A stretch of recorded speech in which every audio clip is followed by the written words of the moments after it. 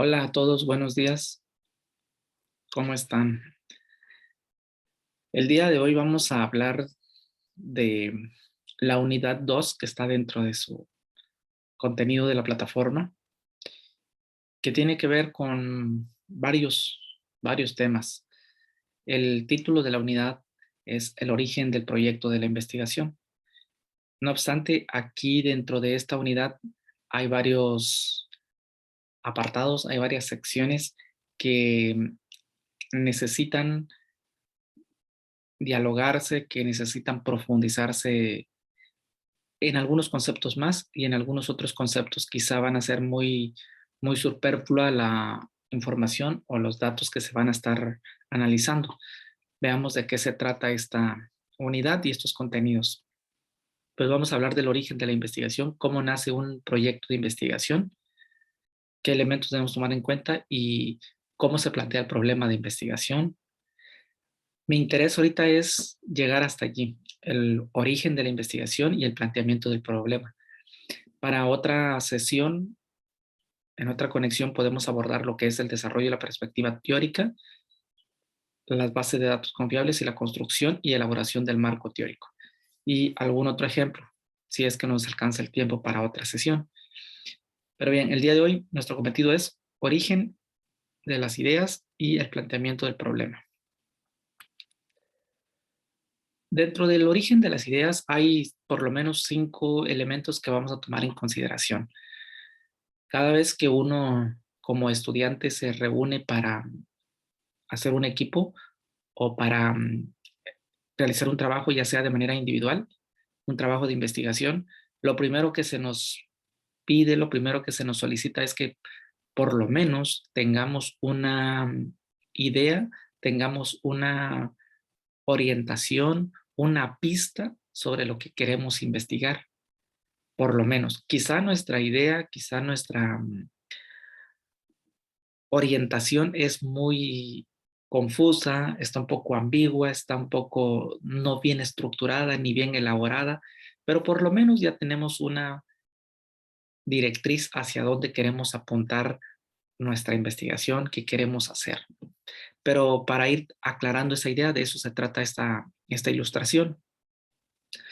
Vamos a empezar donde dice idea, el origen de la investigación. Bueno, las ideas al principio pueden ser o pueden resultar confusas, poco claras, no bien detalladas, no bien elaboradas nuestras ideas. Pero las ideas, aún así, cuando están un poco confusos o confusas, representan nuestro primer acercamiento a la realidad o al fenómeno o a la situación o al problema que vamos a estudiar, que vamos a abordar o que vamos a investigar. Es decir, nuestro primer contacto, nuestro primer acercamiento que tenemos dentro de la investigación antes de que empecemos a escribir o a redactar, lo primerito que cuando nos estamos aproximando al objeto de estudio, al problema, es la idea. Ese sería el primer elemento, nuestro primer acercamiento, que de hecho no nos hemos acercado al problema, no lo hemos estudiado, ni siquiera sabemos mucho de él, pero ya nos estamos acercando. Es como cuando nosotros como seres humanos nos gusta una pareja del, del sexo opuesto, o bien personas que les gustan parejas del mismo sexo, ¿verdad? ¿Qué es lo primero que hay que hacer antes de ser novios? Pues no se puede ir a besar a la persona. Primero, pues hay todo un proceso, ¿no? De conocimiento, como el coqueteo, el flirteo, las miradas que uno se dirige, el guiñarse el ojo. Pues ese es el primer acercamiento al enamoramiento, es el primer acercamiento al beso o a la consumación del beso, ¿no? De lo que es el noviazgo. Eso es por poner un ejemplo, ¿no? Y, y ya cuando se va aclarando más las ideas, pues por un ejemplo, ¿no? Vamos entregándole una rosa o vamos aceptando una salida al cine, al café, a comer, luego las pláticas, las charlas, los detalles y poco a poco hasta que ya más después va uno aproximándose a la persona, ¿no? Ya físicamente. con las caricias, al agarrarle la mano, alguna caricia en el mejilla y luego pues ya la declaración de amor, luego pues el noviazgo, ¿no? La aceptación o el rechazo. Bueno, eso pensando en la forma más tradicional y más convencional, que hoy en día pues ya muchas personas se saltan o se brincan todos esos procesos. Pero bueno, pensando en la forma tradicional, el primer acercamiento que uno tiene al enamoramiento o hacia la consumación del noviazgo es la, las miradas, cuando hay miradas de coqueteo. Esto es lo mismo como en la investigación. No puedes llegar a empezar a sentarte en tu escritorio o en tu computadora o en tu cuaderno, empezar a escribir cuál es el objetivo de tu investigación si no tienes ni siquiera la idea. Bueno, entonces, cuando yo hablo de problema, me refiero al objeto de estudio. Por problema no siempre se entiende que debe haber un conflicto, una situación que deba resolverse.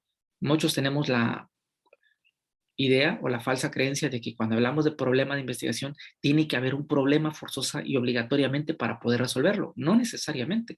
Por ejemplo, hay científicos o hay investigadores que estudian una planta o estudian las propiedades de una o de varias plantas. Y las plantas no representan un problema. Las plantas han estado allí y están allí, solo que ellos quieren conocer o estudiar en profundidad cuáles son sus propiedades curativas, nutritivas de esas plantas o el comportamiento de esas plantas. Pero no representan ningún problema, pero las plantas vienen siendo el objeto de estudio. Así nosotros también. El noviazgo puede ser un objeto de estudio, puede ser nuestro problema de investigación. Y no necesariamente puede estar ocurriendo problemas en el noviazgo, o probablemente sí haya un problema que resolver del noviazgo o del fenómeno del noviazgo. El matrimonio es podría ser otro objeto de estudio. A lo mejor no representa un problema, es decir, yo quiero saber cuántas personas están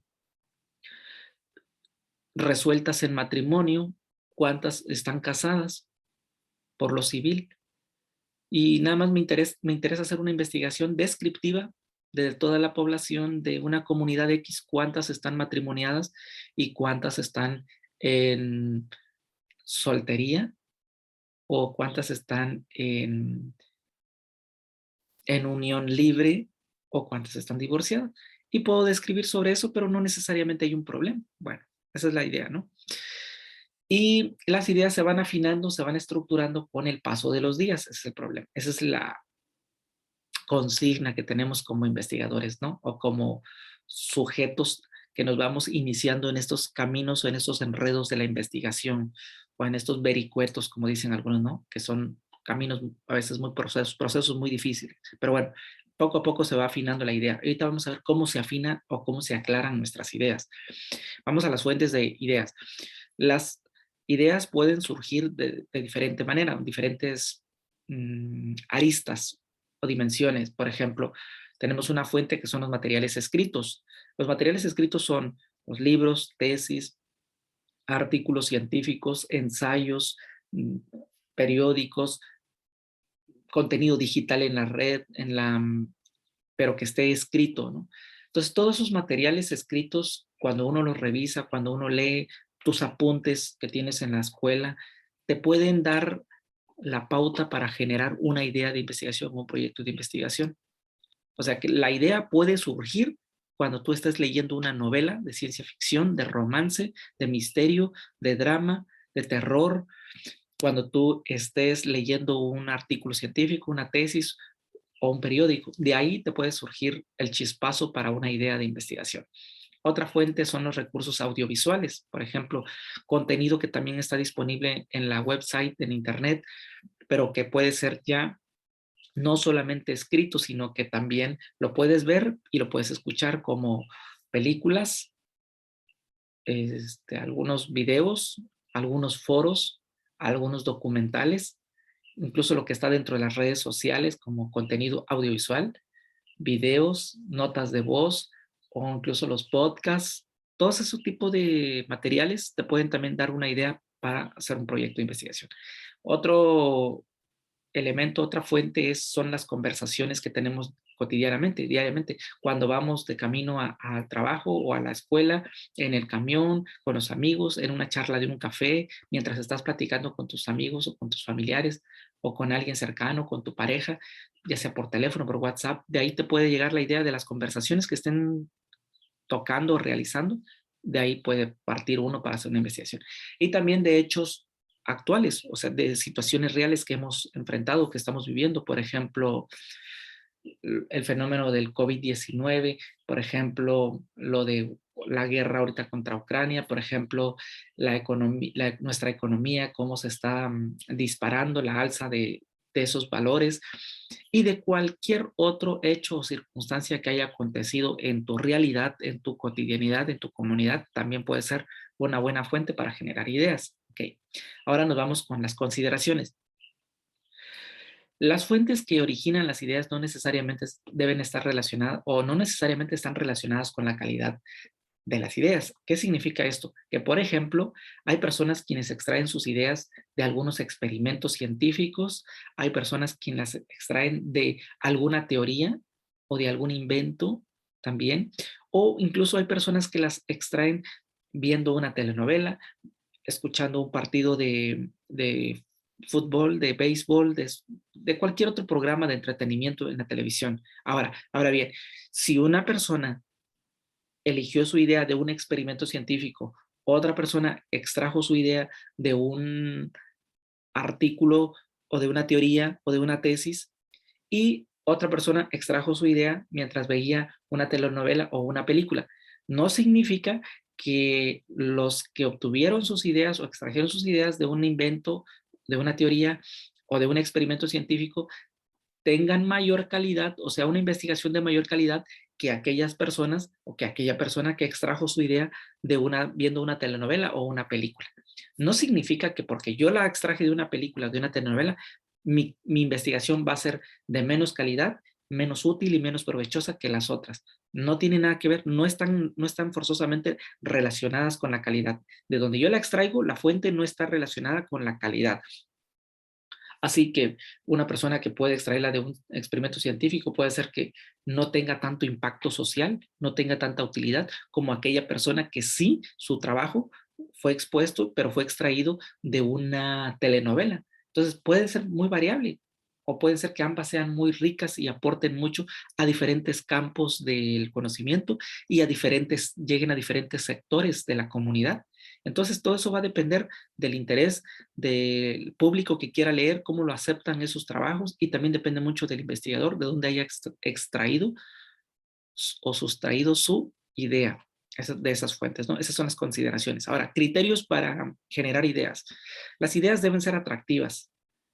Por atractivas llamámosle interesantes y que sean necesarias y que puedan aportar algo a la comunidad científica o a la comunidad académica o a la empresa o a la institución donde se está realizando el proyecto o a la sociedad en general. También se necesita que estas ideas sean, aparte de atractivas, que sean novedosas. Por novedosas entendemos que para mí no hay ideas originales, no hay ideas originales. Si al caso las ideas originales existieron en un principio y todo lo que hemos venido haciendo hasta el día de hoy, desde milenios que tenemos como sociedad, es ir innovando o haciéndolas novedosas, es decir, cambiándole perspectiva, haciéndolas desde otro enfoque. Pero originales, ya nada hay original, es decir, todo viene siendo ya como un refritado, aunque digamos, esta idea es mía, ya es original, ya le puse el ISBN, ya le puse el copyright, ya le puse mi marca, pero en realidad nada es original, ya todo estaba elaborado o reelaborado y nosotros venimos a reelaborar esa reelaboración. Entonces, pero aún así, la ciencia te da como créditos de que el trabajo tiene que ser original, auténtico, pero más bien es novedoso, ¿no? Que aunque ya hayan temas de los que tú vas a abordar, los puedes cambiar la perspectiva. Por ejemplo, ¿cuántas investigaciones no se han hecho sobre el COVID? Ahorita, se han hecho muchísimas. Sí, en el 2020 ya habían por lo menos 21 artículos científicos. Estamos hablando que nosotros fuimos en cuarentena en marzo, a mediados de marzo. Ya para los primeros meses, 3 meses del primer trimestre, ya habían más de 21 artículos científicos. Ahora imagínense cuántos hay ahorita.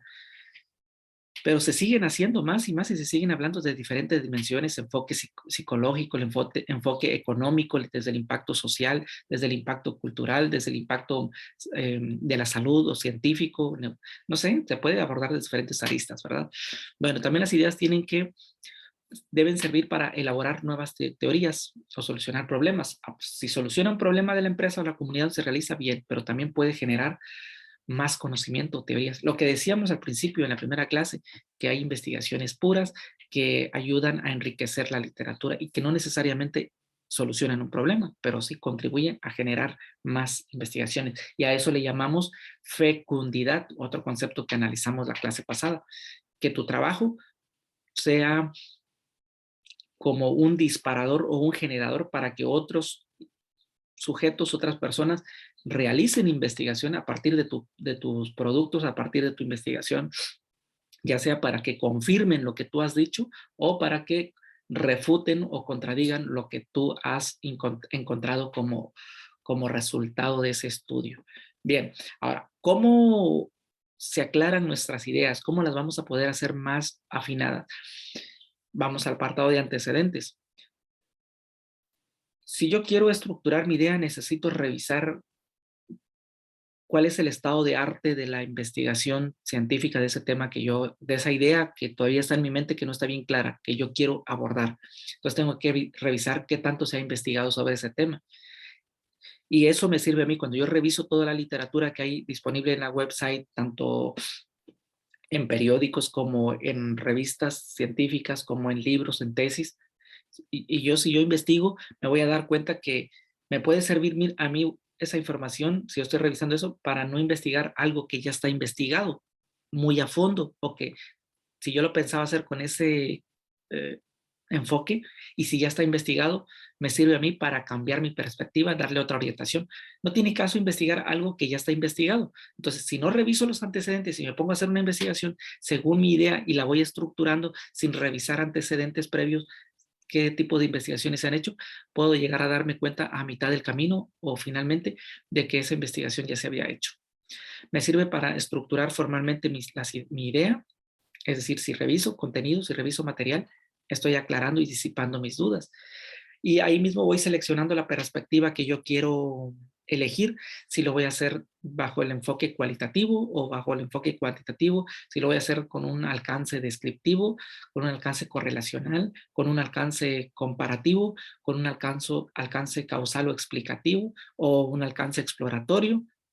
Entonces, cuando yo estoy leyendo, revisando contenido, me voy dando cuenta y me va a ser útil para tantas cosas. Y me sirve para ampliar el horizonte del problema y qué tipo de soluciones pudiera ayudarle si es que hay un problema que solucionar. Bueno, vamos a ver lo del planteamiento del problema. ¿Qué es plantear el problema? El plantear el problema es cuando tú ya te sientas en el escritorio, tu computadora o tu cuaderno y empiezas a redactar. El primer paso que hay que hacer es redactar el problema. La redacción del problema comprende varias fases o varias etapas. Una de ellas son elaborar los objetivos, elaborar las preguntas de investigación, justificar el proyecto y redactar la viabilidad, ver si es viable y evaluar lo que se ha escrito. Hay quienes empiezan elaborando primero las preguntas y luego a los objetivos. Aquí vamos a ver primero los objetivos y luego las preguntas. El orden de los factores aquí no altera el producto. Puedes empezar con los productos, con las preguntas o con los objetivos. No hay ningún problema. Ok. Pero por planteamiento, de manera muy general, se entiende que tenemos que redactar el problema. Ahorita les voy a hablar de eso, ¿no? Primero, déjenme hablarle de los objetivos. Bien, perdón, vamos a leer lo que está aquí como ilustración o contenido del planteamiento del problema. Es necesario tener una idea y haber hecho una revisión de los antecedentes previos, lo que ya comentamos. De nada sirve tener mucho entusiasmo si no sabemos qué vamos a investigar o qué queremos investigar. Ahora, plantear el problema es, entre otras cosas, estructurar formalmente la idea de investigación y formular el problema en términos específicos, concretos y explícitos, de manera que sea susceptible de investigarse con procedimientos científicos. Eso significa, esto es plantear el problema. Ahora, en realidad, no me dice mucho cómo lo voy a hacer. Plantear el problema es entre una cuartilla y 2 cuartillas, o una cuartilla y media aproximadamente, yo tengo que redactar lo que sé y lo que no sé del problema. ¿Qué tanto conozco yo o qué tanto conoce la gente del problema y qué tanto desconoce? Tengo que redactarlo párrafo tras párrafo, renglón tras renglón, tengo que ir haciendo mi redacción. Por ejemplo, imaginemos que yo voy a hablar sobre el tema de la hipertensión arterial sistémica, ¿no? Es un tema de salud. Entonces yo empiezo a hablar de manera general, de lo general a lo particular. Puedo hablar de los datos estadísticos a nivel mundial y bajarlo hasta aquí a nuestro territorio en Tijuana, ¿no? Líneas muy rápidas. Reviso qué dice la Organización Mundial de la Salud. Me va a decir que en el mundo existen más de, no lo sé, a lo mejor de 300 millones de habitantes que presentan hipertensión arterial sistémica y puede arrojarme datos de que en América Latina o el continente americano es quien presenta mayor índice que el resto de los otros 4 continentes. Y de América Latina puedo leer información y extraer datos, parafrasear información, decir que, por ejemplo, México, Chile y Argentina son de los países que presentan mayor índice en cuanto a personas con esa afección. Y así sucesivamente llego a México y el Instituto Mexicano del Seguro Social establece que alrededor de entre 20 y 25 millones de habitantes de edad adulta joven y adulto mayor son quienes más presentan esta afección, y los síntomas más comunes vienen siendo, por ejemplo, la alteración del ritmo cardíaco, se les sube la presión o se les baja la presión. Y bueno, y puedo ir dando más datos, pero después de todo eso tengo que ir hasta, puedo mencionar algunos datos de la República y llegar hasta Baja California, mencionar la población en Tijuana, cuántos de los que están en Tijuana tienen o presentan esa situación de hipertensión arterial sistémica. La gente, y puedo narrar, ¿no?, que la gente sabe que la hipertensión arterial sistémica se debe al consumo de mucha sal o al consumo de algunos otros alimentos altos o ricos en ciertas calorías, proteínas o minerales, pero que también saben que el sedentarismo es otra de las causas que provoca la hipertensión arterial. Y puedo ir narrando lo que sabe la gente, pero puedo sugerir o puedo escribir lo que la gente desconoce o no sabe, es que también la hipertensión arterial sistémica se produce, aparte del consumo de sal, consumo de la inactividad física y otros elementos, también está asociada directamente con otras afecciones como la diabetes, como la insuficiencia renal crónica, y puedo ir mencionando otras afecciones que también contribuyen a generar hipertensión arterial sistémica y que la gente no lo sepa. Entonces, estoy mencionando datos que la gente sabe o que es de uso común y lo que la gente no sabe. Puedo también mencionar la magnitud del problema, qué tan grande es este problema, y empiezo a relacionar que este problema tiene una magnitud enorme, grandísima, porque es a nivel mundial. El padecimiento o la afección es en todos los 5 continentes y en la mayoría de los países todos presentan un alto índice de esta problemática. Entonces ya la magnitud es muy grande. No es como la magnitud, por ejemplo, si yo hablara de EPOC, ¿no? Por ejemplo, el EPOC es otra enfermedad que tiene que ver con la tos y que se presenta aquí, infecciones pulmonares, ¿no? Pero eso no es muy común en todos los países. Incluso aquí en México, la región que presenta más EPOC son las partes del noroeste. En el sur no hay muchos casos. Entonces, la magnitud es de menos trascendencia o menos relevancia que la hipertensión arterial sistémica, porque es a nivel mundial. Bueno, eso es para que sepan que puedo ir hablando de la magnitud. También puedo hablar acerca de lo que es la trascendencia, las consecuencias. ¿Qué pasa si la gente no sigue cuidando su alimentación, si sigue consumiendo mucha sal, si sigue consumiendo mucho azúcar, si sigue consumiendo muchos alimentos con esas proteínas o con estas calorías, si sigue dejando de hacer ejercicio, si sigue llevando una vida sedentaria?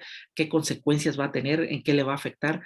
cómo se va a manifestar ese padecimiento que le va a afectar no solamente a la persona que está presentando el caso, sea a la persona adulta o joven o mayor, le va a afectar en su economía, también le va a modificar su estilo de vida a toda la familia en cuanto a alimentación, porque se tienen que someter al mismo régimen, porque también como es hereditario, hay factores hereditarios, los mismos hijos o sobrinos o nietos pueden ser personas que puedan presentar ese padecimiento o esa afección si no empiezan a corregir desde antes su alimentación, su actividad física y todos estos hábitos o estilos de vida. Entonces estoy mencionando ahí las consecuencias, el impacto que puede tener si las personas no hacen o dejan de hacer esto. Eso es la trascendencia. Y finalmente, les voy a hablar de la viabilidad. Pero bueno, antes de hablarles de la viabilidad, voy a hablarles de los objetivos. La viabilidad dentro del planteamiento del problema me lo voy a reservar ahorita. Ahora, por objetivos, nosotros entendemos que deben expresarse claramente, bien específicos, deben ser medibles y apropiados y realistas. ¿Qué quiero decir con objetivos que sean específicos, medibles y realistas? Que cuando yo voy a redactarlo, quiero que el objetivo lo pueda yo lograr, lo pueda yo ver en la población que voy a estudiar y haya un instrumento, un cuestionario, un checklist, un test o algo así por el estilo que me permita medir en qué situación está la persona, cuál es el problema, cuál es su situación, y ahí me va a dar los resultados, que me dé una medición. Entonces, si me sale un conteo, por ejemplo, de todos mis cuestionarios o instrumentos que yo apliqué o los tests que yo apliqué a la gente encuestada, me debe salir un porcentaje, 55% de tantos, 85% de tantos. Entonces, esos objetivos yo los alcanzo, los mido, porque los he expresado con claridad. Pero bueno, para expresar un objetivo necesitamos redactarlo primero con un verbo, partir de un verbo, por ejemplo, y los verbos tienen que ser en infinitivo con terminación ar, er, ir. Por ejemplo, establecer, determinar, describir, identificar, evaluar, asociar, en fin, hay muchísimos. Hay una taxonomía de Bloom, de un autor que se llama Bloom, que nos da toda una clasificación de diferentes verbos, de diferentes dimensiones. Los verbos que no son recomendables usarlos son conocer. Conocer ya no se utiliza mejor identificar. Tampoco se escribe investigar porque eso es lo que estás haciendo, ¿no? Estás investigando. Hay muchos quienes que ponen investigar el factor económico. No, no, no. Es determinar, establecer, comparar, asociar, etcétera, etcétera. Bueno, esos son los objetivos. Los objetivos son como el GPS en la investigación. Te van a decir hacia dónde quieres llegar. Las preguntas de investigación van con la misma tonalidad. Usualmente hay investigadores que la pregunta la plantean antes de empezar a redactar el problema, pero la pregunta tiene la fecundidad o el propósito de que tú sepas qué quieres investigar. Por ejemplo, hay quienes inician con la palabra por qué, cuál, y hay quienes no toman en cuenta esos lineamientos que están allí escritos en la ilustración. Pero las preguntas se pueden plantear, por ejemplo, ¿es el estilo de vida un factor de riesgo o un factor predisponente para desarrollar hipertensión arterial sistémica? Tomando el ejemplo que yo describí hace ratitos, ¿no? ¿Es el estilo de vida un factor de riesgo para desarrollar o presentar hipertensión arterial sistémica? Y cierro la interrogación, la dejo abierta. Esa es mi pregunta de investigación. Yo quiero saber si es el estilo de vida un factor de riesgo para que yo pueda presentar hipertensión arterial sistémica. Esa es mi pregunta y la voy a dejar abierta. Por ejemplo, aquí tengo otra pregunta. ¿Cuál es el nivel de conocimiento que tienen los adolescentes sexualmente activos respecto del uso adecuado de métodos anticonceptivos? Yo quiero saber cuál es el nivel de conocimiento. Tengo que medirlo. ¿Cómo lo voy a medir? Voy a hacer un cuestionario que me diga cuántos de tantos jóvenes que yo encuesté tienen un nivel, tienen un conocimiento alto, cuántos tienen un conocimiento medio, cuántos tienen un conocimiento bajo y cuántos tienen un conocimiento nulo de los métodos anticonceptivos, el uso de los métodos anticonceptivos. Pero debe haber mi cuestionario. Así con la hipertensión arterial, si yo quiero saber si el estilo de vida es un factor de riesgo, tengo que hacer preguntas en el cuestionario que me digan qué tipo de estilo está llevando la persona. Voy a preguntarles cuál es su alimentación, cuál es su dieta que están llevando, qué tipo de dieta llevan, si es hipercalórica, y hipocalórica, si es baja en sal, si es alta en sodio, no sé. Todo eso lo tengo que yo preguntar. El estilo de vida, si practica deporte, si lleva una vida sedentaria y muchas otras cosas más para que cuando yo haga mi conteo me va a decir sí, realmente el estilo de vida de estas personas, todas estas tienen hipertensión arterial y el estilo de vida que llevan es precisamente lo que les llevó a tener hipertensión arterial sistémica. A eso se refieren las preguntas. Puedo plantear una, dos, tres o cuatro preguntas o las que sean necesarias, pero con una sola pregunta uno tiene ya para hacer una investigación. De hecho, en otra sesión que tengamos, les voy a mostrar un proyecto de investigación, cómo está estructurada la pregunta, cómo está redactado el problema, cómo está redactado los objetivos y así sucesivamente. Bueno, el otro punto que vamos a analizar rápidamente es la justificación. La justificación es el por qué vamos a hacer una investigación sobre ese tema. A mí me puede preguntar mi asesor o mi director de tesis o de investigación, a ver, ¿por qué quieres investigar ese tema? ¿Por qué no eliges otro tema? Entonces yo tengo que dar mis argumentos y decir, vamos a investigar este tema porque por esto, por esto, por esto y por esto y por esto. Cuando menos que tenga dos utilidades, va a ser de mucho, ¿no? Ya con eso puedes tener suficiente elemento para que ese proyecto se eche a andar. Debe tener, por ejemplo, debemos ver la relevancia social, ¿no? La relevancia social es cuál es su utilidad para la sociedad. ¿Va a beneficiar en algo a la comunidad, a la sociedad a la que tú vas con esa investigación? ¿Quiénes se van a beneficiar? O sea, ¿quiénes se van a beneficiar de ese resultado de tu investigación? ¿Va a ser toda la sociedad tijuanense? ¿Va a ser solamente la empresa para la que estás haciendo el proyecto? ¿Va a ser para la comunidad científica? ¿Va a ser para todos los estudiantes?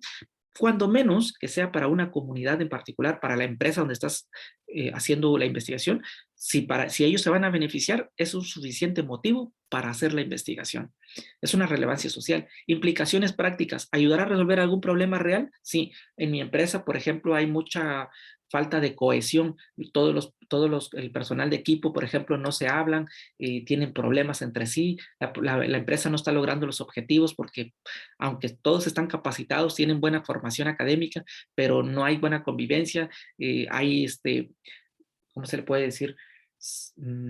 Hay un concepto que como que se echan tierra entre ellos, se sabotean el trabajo, entonces pues sí hay que resolver el problema, entonces yo hago una investigación para ver cuál es el problema de fondo, qué está pasando con ellos, entonces ya después de hacer el proyecto o ver los resultados del proyecto, ya vendrá posiblemente una intervención psicológica, una intervención de terapia grupal, no sé, o un entrenamiento, una capacitación, en fin, puede haber muchas circunstancias, ¿no? Dependiendo del problema de cuál haya sido. A lo mejor es la falta de motivación, es la falta de que no les suben el salario, no les aumentan el salario, o están peleando un puesto, no lo sé. Pero bueno, ¿va a resolver algún problema? Si va a resolver algún problema, tu proyecto se acepta. Tiene el valor teórico, va a llenar algún vacío en la literatura, es decir, que no se ha hecho investigación sobre este tema. Tú puedes decir, es que de este tema no se ha investigado y por lo tanto vamos a contribuir a enriquecer la literatura y ese ya es un buen argumento, es una buena justificación. Utilidad metodológica, la investigación puede ayudar a crear un nuevo instrumento para recolectar y analizar datos, a lo mejor no, ahí puede decir, no se va a desarrollar ningún instrumento, pero va a contribuir a la comunidad científica, va a ayudar a la sociedad en general, va a ayudar a los de la empresa, se van a ver beneficiados, el cliente se va a ver beneficiado por esto y por esto y por esto y por lo otro, y pues tiene un valor teórico porque se va a generar información y literatura al respecto. Entonces tú ya estás dando argumentos, pero eso lo tienes que escribir. ¿Dónde lo escribes? Eso lo escribes dentro del planteamiento del problema. Cuando yo estaba redactando la parte les estaba hablando de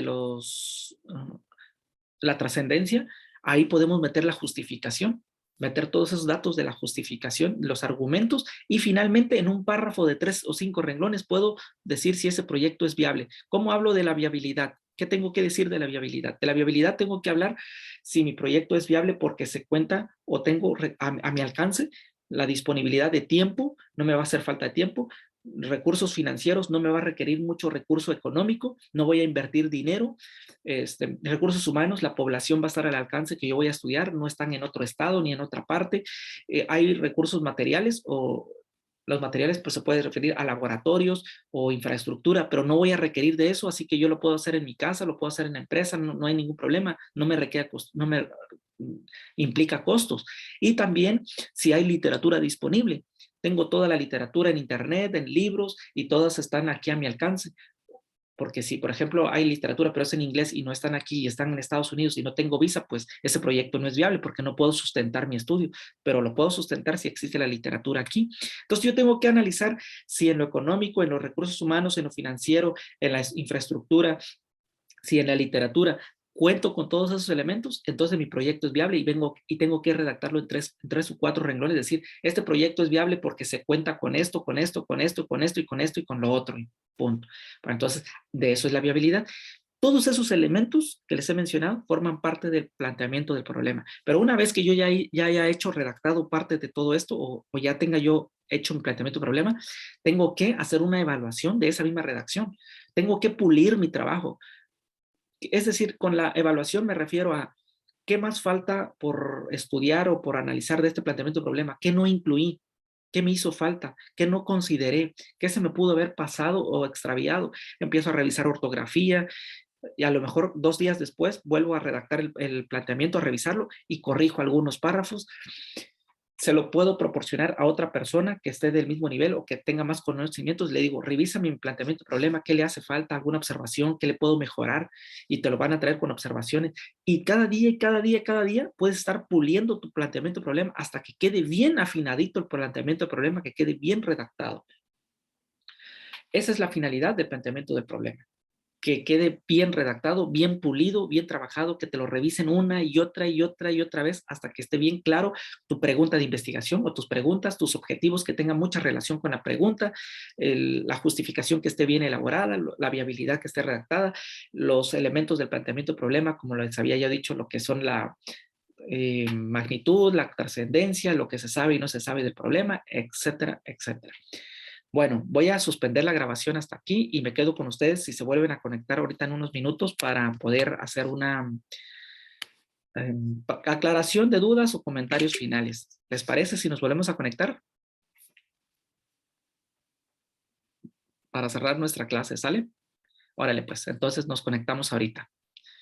Y de antemano, pues muchas gracias por su asistencia, pero ahorita nos conectamos para comentarios y dudas finales.